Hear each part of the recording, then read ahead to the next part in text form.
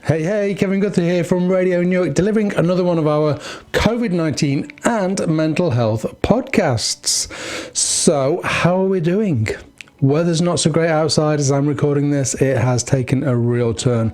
Pretty windy, pretty wet over the last few days. So, I guess I'm just checking in, seeing how you're doing. You know, this is going to really affect where we're at. We have been so lucky over the last few months in terms of where the weather's been at. Just as restrictions started to get lifted, people were starting to meet in people's gardens and have a coffee or a little drink, and of course all of that will stop because we can't sit in the garden.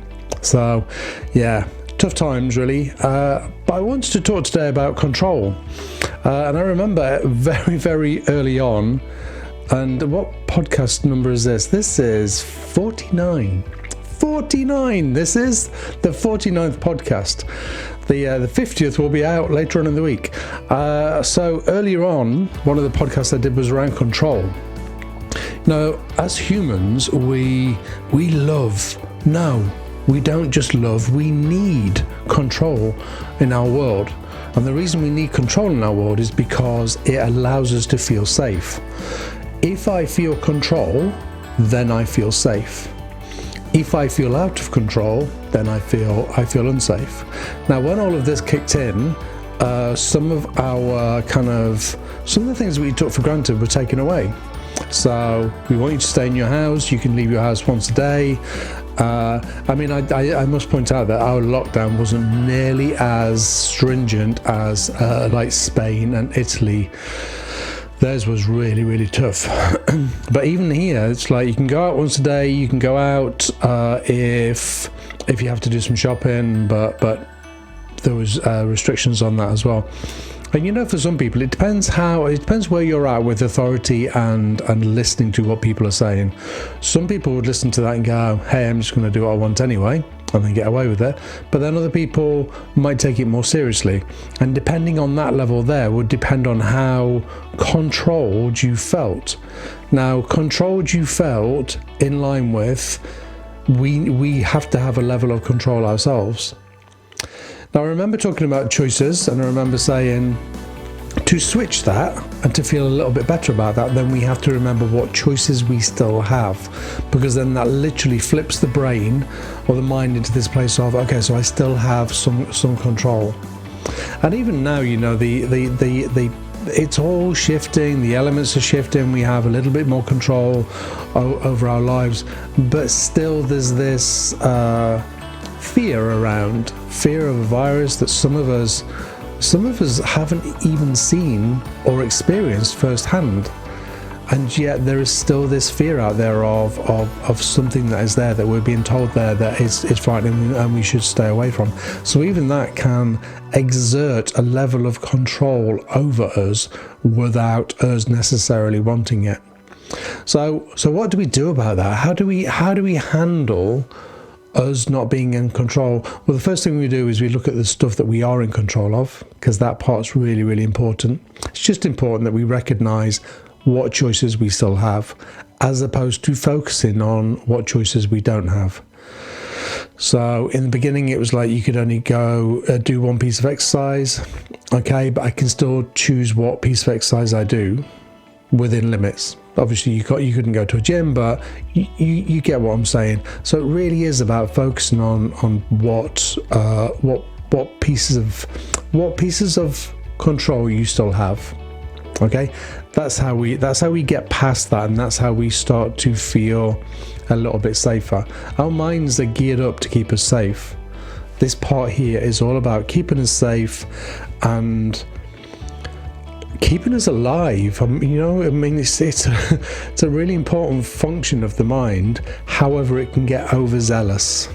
It just can get overzealous in terms of the way that it tries to keep us alive. It starts to overthink. Remember the book I talked about, if I did talk about it, called Zebras Don't Get Ulcers. The reason zebras don't get ulcers is because they don't have this thinking machine. I was going to call it then. I'd be a little bit detrimental, but it's a thinking machine, but it can be overzealous in terms of how it keeps us controlled. If if we didn't have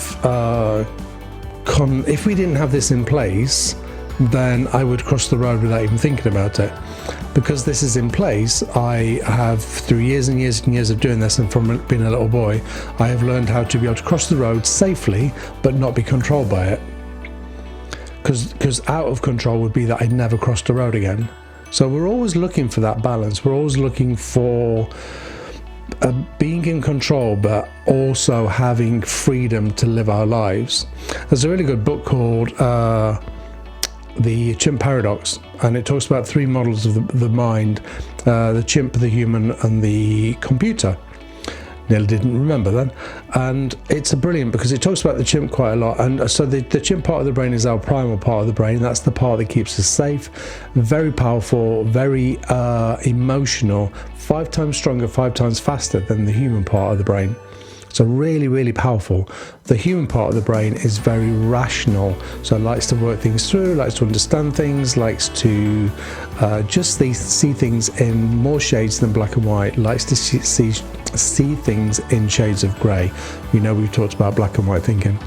But it's a brilliant book because once we start to recognise the chimp part of our brain, and once we start to recognise our need for survival, our primal need for survival, then we start to understand it a little bit more. Once we understand it, we then begin to manage it more acutely. But the primal part of our brain, the part that wants control, is really, really powerful. So once we recognize that, we can begin to, like I say, manage it. I remember reading in the book that you can't control the chimp, you can only ever manage the chimp.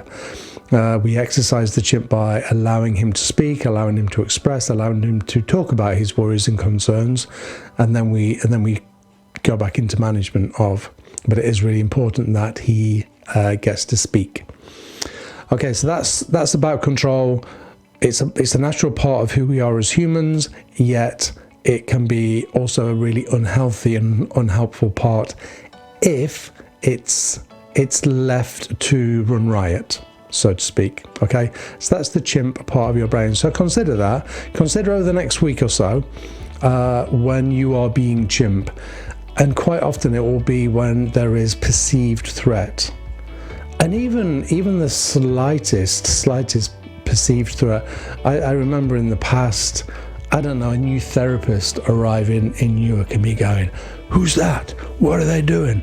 Oh my goodness," and thinking that I'm going to get taken down by this new therapist, because that's the chimp part of my brain going, "Quick, there's a threat on the horizon. There's somebody else that's going to take your work.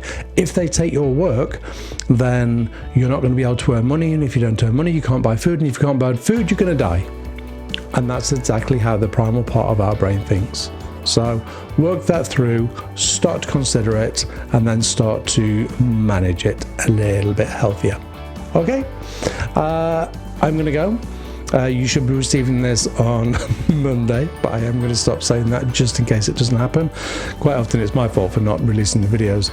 And I wish you a wonderful, wonderful week, and I do hope for your sake and mine that the weather improves even just a little bit. Okay, take care. Look after yourself, be kind to each other, and be safe. Okay, bye-bye.